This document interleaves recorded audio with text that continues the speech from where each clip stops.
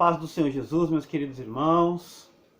Quero desde já desejar um feliz sábado a todos e que a presença do Senhor continue plenamente na vida de cada um de vocês. Eu quero convidá-lo, antes da gente começar esse estudo, para fazer uma oração. Feche os teus olhos e vamos orar a Deus. Senhor, Santo Deus, Eterno Pai e Rei da Glória, queremos lhe agradecer por este dia, um dia que o Senhor nos deu para que pudéssemos nos deleitar na Tua presença, descansar no Senhor. E hoje nós temos mais um estudo, temos mais uma lição para aprender com o Senhor. E o nosso pedido é que Teu Espírito Santo ilumine a nossa mente, os nossos corações, para o entendimento da Tua Palavra e aplicarmos na nossa vida. Meu Deus, abençoa cada um de nós, em nome do Senhor Jesus. Queridos, vamos tratar hoje de uma questão bastante relevante para nós e falar do maior pregador do século, ou de todos os séculos, para ser melhor. Alguém que a pregação alcança multidões, o qual a pregação quebra cadeias, e que nessas pregações ele colocava as pessoas para pensar.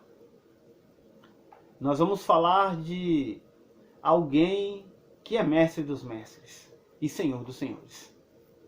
Na aula de hoje, Parábolas que Ensinam, nós vamos ver como Jesus usava de contextos da sua época, usando parábolas para alcançar as multidões e aqueles que estavam ouvindo.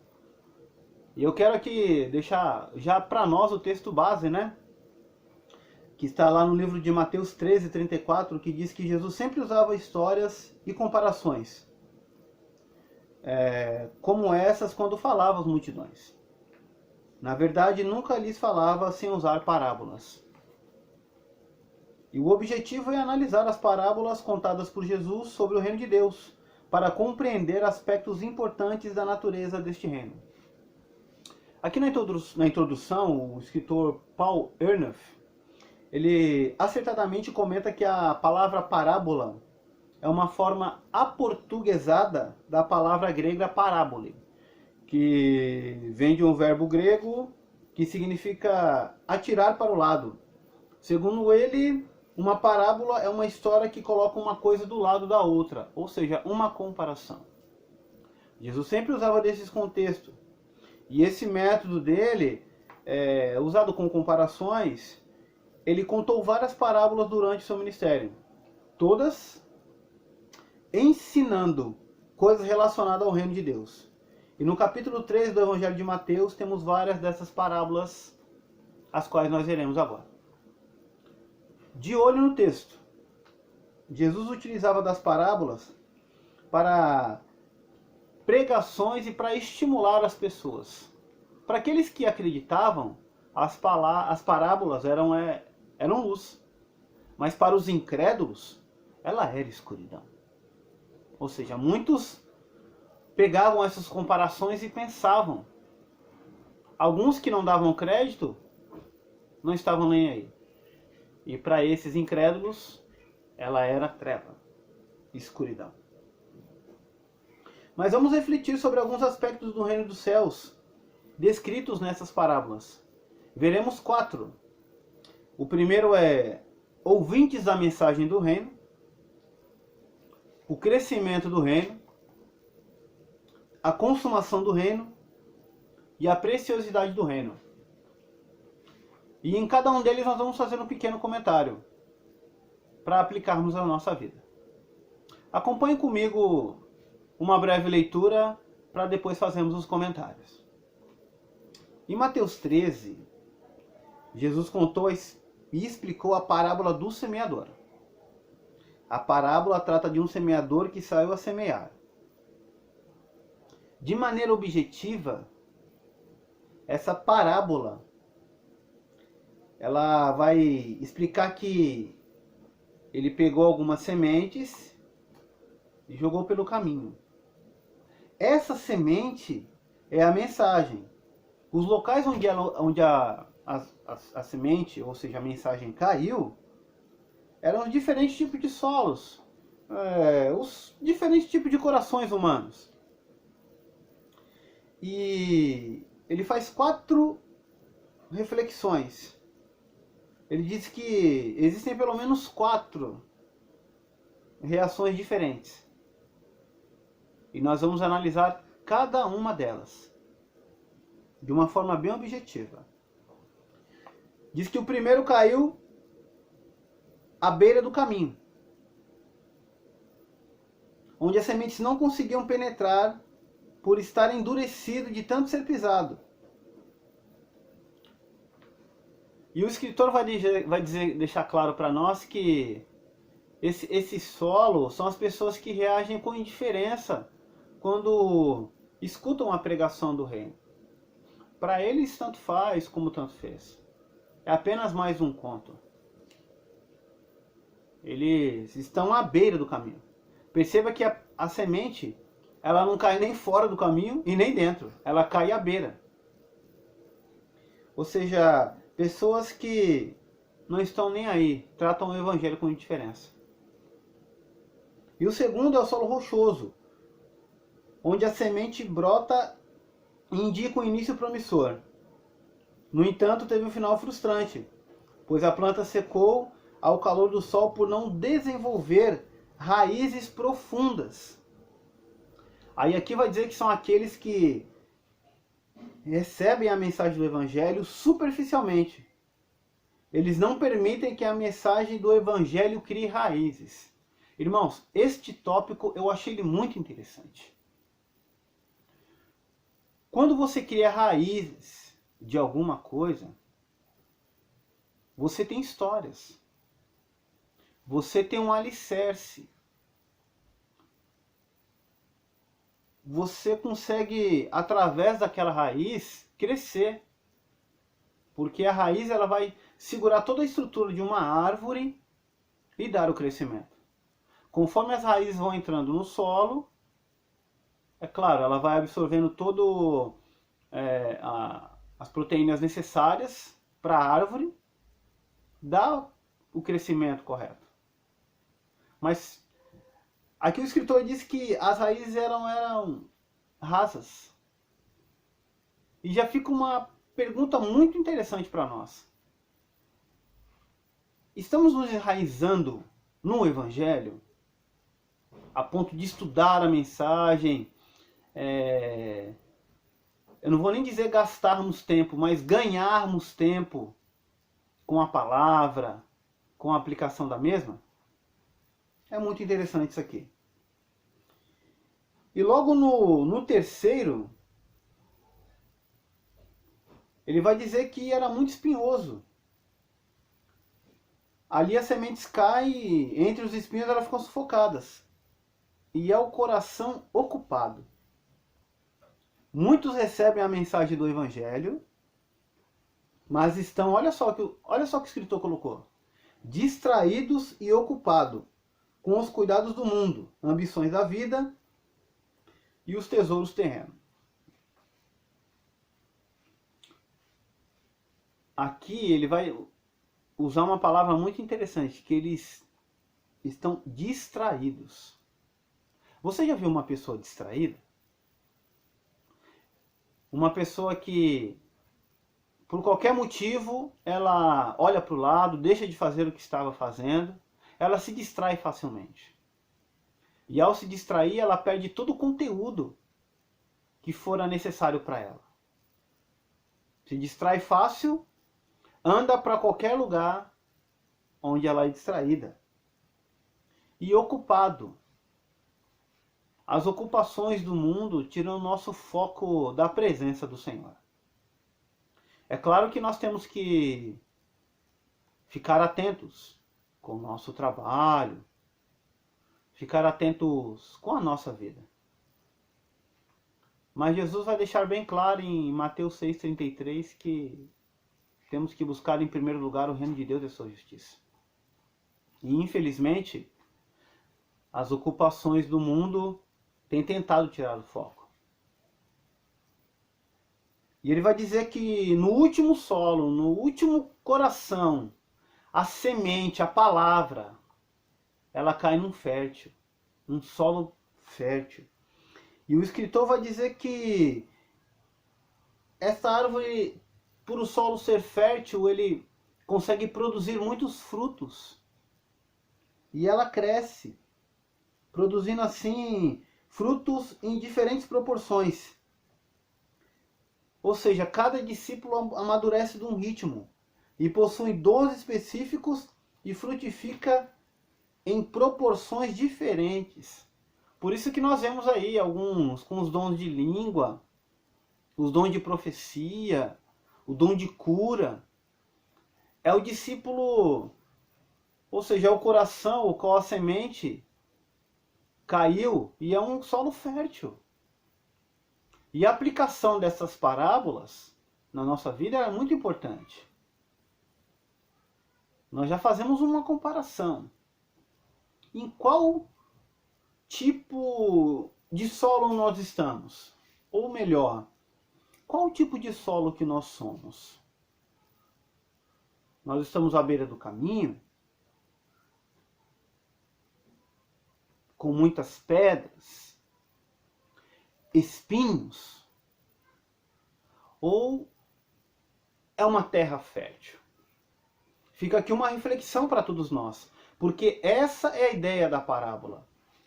A ideia de Cristo é nos fazer pensar, para que nós possamos verdadeiramente falar para Ele o que nós somos e Ele possa nos ajudar. Não tem uma outra intenção a não ser essa. E logo após essas parábolas, nós veremos aqui o crescimento do reino. Eu quero ler um pouco aqui. Ao analisarmos as parábolas da semente e da mostarda, a parábola do fermento e da mostarda, é claro, elas formam um par. E conforme o escritor deixa claro aqui, uma vai tratar do crescimento interior e a outra do crescimento exterior. E nós veremos o que cada uma delas ensina. Jesus disse que o reino dos céus é semelhante a um grão de mostarda, que um homem tomou, plantou em seu campo. Mateus 13:31. E apesar de ser menor das sementes, ela cresce e torna-se uma árvore de grande arbusto. Assim é um reino que parece começar sem expressão, mas em sua consumação ele tem um poder de alcançar o universo. E na mesma linha, ele vai falar da parábola do fermento, que uma dona de casa utiliza. Em alguns textos aqui, o fermento ele é utilizado de uma forma negativa. Mas necessariamente nesse texto, Jesus ele dá uma ênfase positiva para o fermento. E vai dizer que essa qualidade transformadora, ela é rápida e silenciosa. Ou seja, enquanto a primeira parábola mostra o crescimento externo, o alcance das nações, do mundo, do universo, através da palavra de Deus, aqui nós vemos uma mudança interior. Ou seja, a segunda parábola, que é a do fermento, ela mostra uma mudança de dentro para fora. Ou seja, aqui o ponto central dessas parábolas é ensinar o contraste entre o começo e o término, entre a pequenez inicial e a grandeza final. Essas parábolas ensinam para nós o seguinte: por mais que a tua fé seja pequena, se todos os dias você com essa fé pequena aplicar em alguma coisa na sua vida, em alguma área, em um determinado momento, essa fé ela vai crescer como uma árvore da mostarda. Ela é um grão de mostarda hoje, mas quando você aplica ela todos os dias na sua vida, em qualquer campo, qualquer área, seja emocional, seja espiritual, ela vai alcançar um crescimento necessário. E olha que interessante, quando você tem esse crescimento interior, exteriormente você também cresce. E você, através da palavra que você aprende, alcança muitas pessoas. Aí é o crescimento externo, onde pessoas são alcançadas porque você teve um crescimento interno. Então é muito importante essa parábola nas nossas vidas. Que o escritor vai tratar aqui de o crescimento do reino. Queridos, eu faço mais uma pergunta para nós e deixo aqui.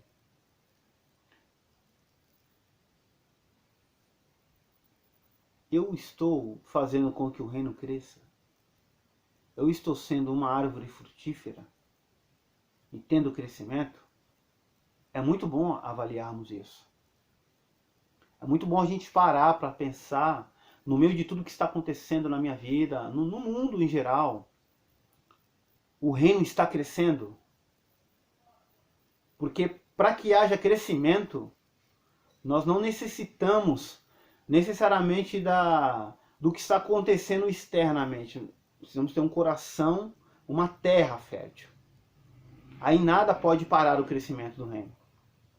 Mas quando o nosso coração, ele é uma terra com muitas pedras, com espinhos, ou nós estamos simplesmente à beira do caminho, não há este crescimento.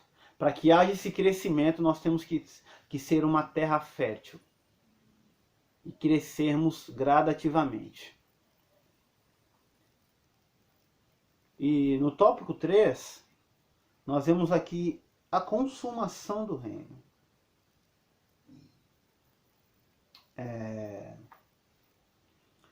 Duas parábolas contadas por Jesus trazem um alerta e apontam para o futuro, para a consumação do reino. É a parábola do joio e do trigo. É uma parábola muito conhecida por nós. Agora veja bem, o trigo representa os filhos de Deus. O joio representa os filhos do maligno. O próprio Senhor Jesus explicou a parábola do trigo e do joio aos seus discípulos. E olha só o que ele fala. O que plantou a boa semente são os filhos de Deus. E o joio os filhos do maligno. O campo onde eles foram plantados é o mundo. Embora o reino de Deus seja presente, o mal está ativo no mundo, pois o reino de Deus ainda não veio em plenitude. Por isso mesmo, os filhos do reino e os filhos do maligno convivem juntos. E o detalhe, sabe qual que é o detalhe?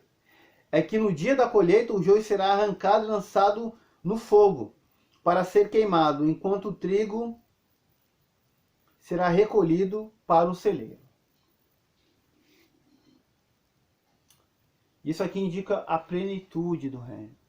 Quando tudo se cessar, no grande dia, no dia do juízo, no dia do julgamento. Para que o trigo e o joio sejam separados. O joio vai para o fogo.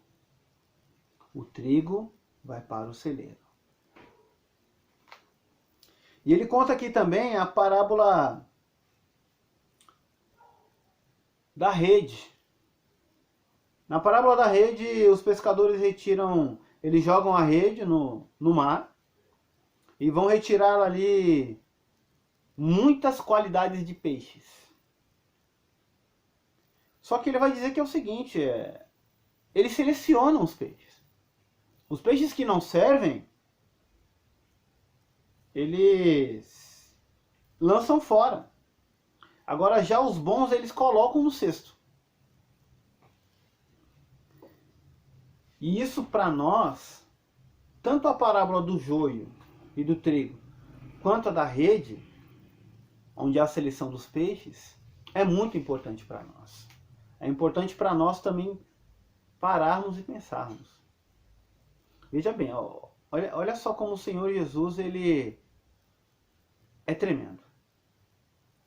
Ele usa de um contexto da época, onde pescadores. Eles vão até o mar, lançam a rede e selecionam os peixes que são os melhores. Aonde no plantio eles plantam trigo e joio. Ambos são semelhantes, mas só um é o trigo. E só o trigo vai para o celeiro. E fica aqui mais uma reflexão para todos nós. Nós somos trigo ou nós somos joio? Nós somos peixes bons ou peixes ruins? É bem verdade que só no grande dia saberemos. Mas aí você deve estar se perguntando, o que eu devo fazer então para saber se eu sou bom ou se eu sou ruim? Jesus fala que aqueles que amam a vinda dele, aqueles que amam os seus mandamentos e os guardam, estes serão amados de meu Pai. Aonde está o nosso coração? Isso é para a gente refletir mesmo. E tomar as atitudes a partir de então. Temos que avaliar essa parábola com muito cuidado. Aonde está o nosso coração e a nossa mente? Porque só o Senhor, naquele grande dia, Ele vai olhar e vai falar, você é trigo, você é joio, você é peixe bom, você é peixe ruim. E o escritor deixa algo aqui muito importante para nós, que é o seguinte, isso aqui também é uma advertência para os líderes humanos, né? Para não usurparem a prerrogativa divina de separar o justo dos ímpios. Só no dia do juízo esta tarefa poderá ser adequadamente executada. Então a gente não pode julgar. Mas nós podemos identificar o pecado. Olha que interessante. Ao identificar o pecado, nós tomamos as devidas providências, que é arrependimento, não cometer mais o pecado e seguir nos caminhos do Senhor. Eu não posso julgar dizendo que será céu ou inferno para uma devida pessoa.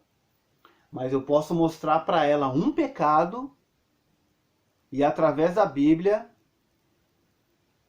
exortá-la e levá-la ao arrependimento. Através da palavra do Senhor.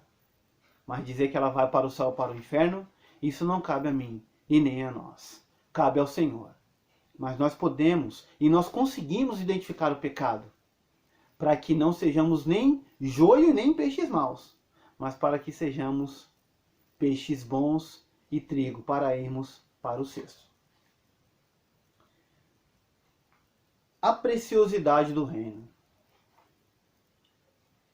Até o momento, o reino dos céus é comparado a coisas pequenas e comuns. Contudo, nesta série de 7 parábolas, a parábola do tesouro escondido é a parábola da pérola.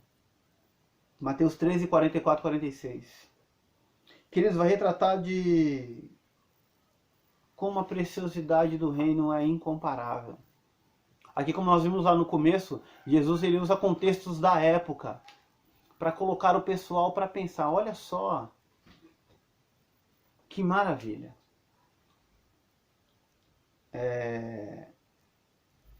O reino de Deus, aqui vai falar que é como uma pérola. Ele comparou a um tesouro escondido em um campo, que ao ser encontrado e avaliado causa tanta alegria em quem o achou, que gera uma atitude de desapego a tal ponto de vender tudo o que se tem para obtê-lo. Mateus 3,34. Em razão de muitas guerras pelas quais a Palestina foi submetida, as pessoas enterravam suas riquezas para preservá-las. No caso de uma fuga rápida ou morte inesperada, o tesouro ficava lá, às vezes décadas para ser encontrado. E segundo as leis normais da época, se o tesouro fosse desprovido de qualquer identificação, ele pertence ao proprietário da terra. Olha só, irmãos. comparado a uma pérola, um tesouro escondido. Quem compra aquela propriedade, quem é dono dela, ele vende tudo para obter aquele tesouro. O Senhor não está falando para você vender tudo para alcançar o reino dos céus. Não. Jesus não está falando para você vender tudo. Mas veja que essa pessoa, ela abria mão de tudo o que ela tinha para ter esse tesouro. Ela abria mão de tudo. Fica mais uma pergunta aqui importante para cada um de nós. Do que nós temos abrido mão? Do que nós temos desapegado para colocar no lugar disso que foi desapego, o reino? O que eu e você, o que nós temos feito para mudar uma coisa pela outra? Tá vendo como o Senhor nos coloca para pensar? Talvez eu esteja passando tempo demais com coisas inúteis e deixando o que é realmente útil para trás. Isso se aplica a nós hoje também. Uma reflexão para que a gente possa pensar.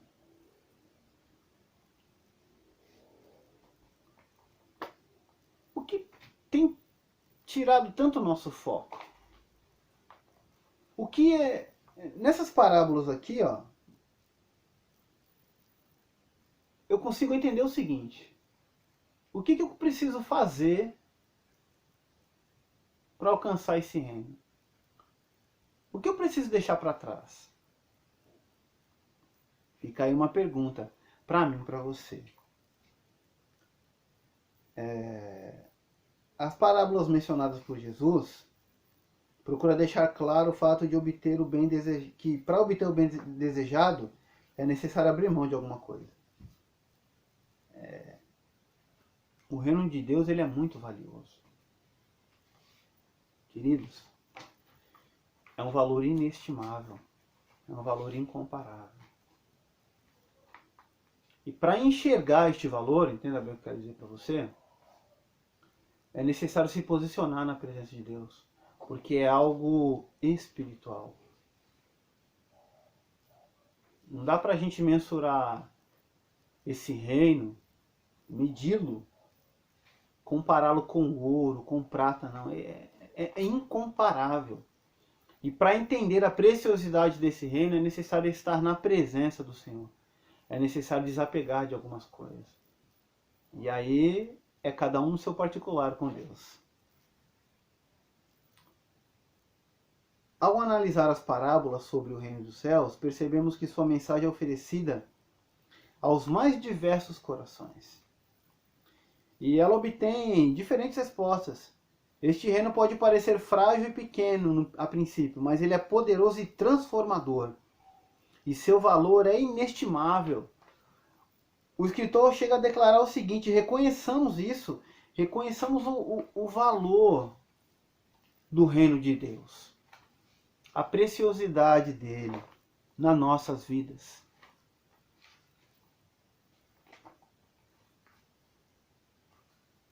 De olho na vida. Eu quero ler para você aqui. Pregue a mensagem do reino.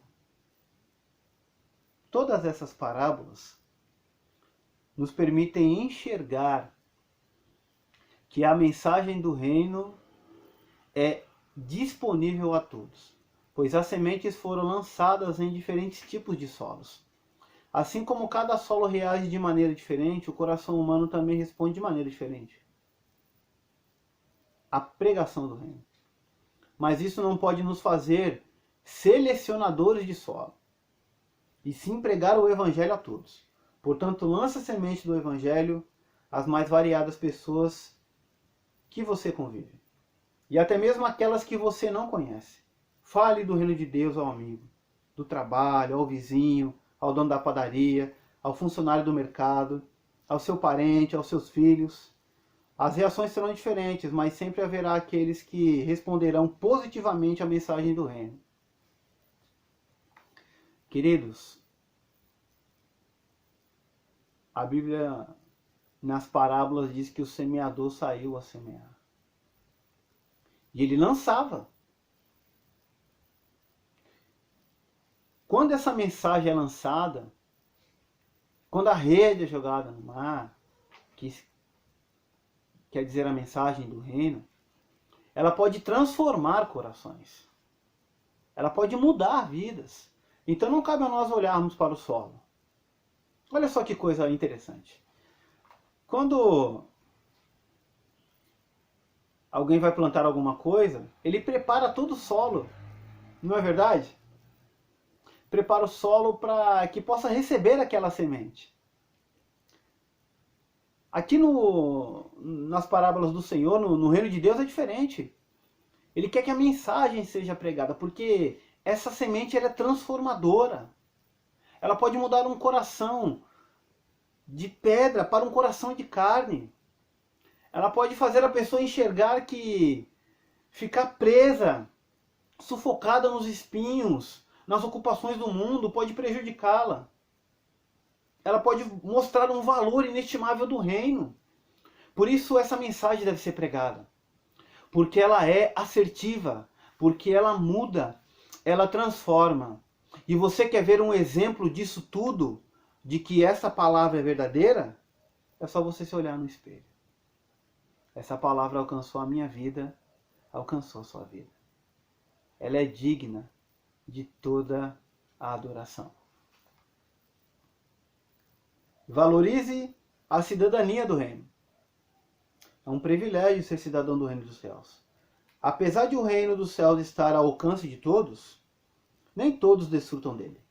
Nas parábolas de Jesus, vimos os solos que rejeitam a semente, o joio e os peixes ruins. Infelizmente, existem pessoas que receberam a semente, estão próximas ao trigo e aos bons peixes, porém não fazem parte do reino, pois ainda não permitiram que as verdades do reino cresçam em seu coração. Caso você tenha entendido sua riqueza, valorize-a. Lucas 9:23, negue-se a si mesmo e tome a sua cruz, e siga Jesus. Considere o real valor do reino.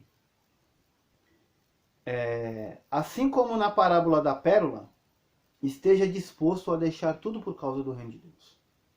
Olha só que interessante. Nem celulares, nem séries, nem carros, nem casas, nem roupas ou qualquer outra coisa se compara à riqueza do reino. Portanto, valorize o reino. E eu quero deixar aqui uma observação para nós. Nessa última colocação do autor, ele foi muito usado pelo Espírito Santo. Veja o momento que estamos vivendo. E vê mais uma pergunta para nós. O que você e eu, o que nós temos valorizado mais? Celulares? Séries? Será que com tudo isso o Senhor não está nos chamando para buscar um pouco mais? Um pouco mais de intimidade? Nós sabemos que intimidade ela é muito bom. Através da intimidade, nós conhecemos as particularidades uns dos outros. Nós reconhecemos os segredos. Nós ficamos sabendo os segredos. E quando alguém te conta um segredo é porque ela confia. Quando alguém tem uma particularidade dela que expressa para você, te deixa mais confiante, mais alegre, mais seguro. Isso nós podemos dizer bem, com bastante verdade e certeza no coração, é um cônjuge. Quando o cônjuge ele está ali, dia a dia, ele conversa um com o outro, e ele troca suas ideias e opiniões, os seus desejos mais secretos, a relação ela fica mais forte, mais feliz, mais alegre. E eu creio que é isso que o Senhor quer de nós. Que nós possamos valorizar mais o reino de Deus. E o desafio da semana. Queridos, o desafio da semana ele é muito importante. Eu quero deixar ele aqui para você. Preste bem atenção. Chegamos ao final deste estudo, onde aprendemos muito sobre os aspectos do reino de Deus. Vimos quem são os ouvintes, seu crescimento, sua consumação e a preciosidade. Reflitamos a importância de levar a mensagem do reino às mais variadas e diversas pessoas e a valorizar o reino de Deus, pois seu valor é imenso, é incomparável. E o desafio nessa semana, ele é legal. Ele é espalhar a mensagem do Evangelho com algumas pessoas. Nosso papel é espalhar a semente. Não sabemos que tipo de solo vamos encontrar. Caso perceba que a mensagem entrou no coração de alguém, se coloca à disposição para discipular e ensinar mais verdades acerca deste reino. Aproveite também para fazer um check-up em sua vida e analisar se tem dado ao reino de Deus o seu devido valor. Mas irmão, como eu vou mandar a mensagem no meio disso tudo que está acontecendo? Não posso sair de casa. Eu preciso ficar ali, trancado de casa. Redes sociais.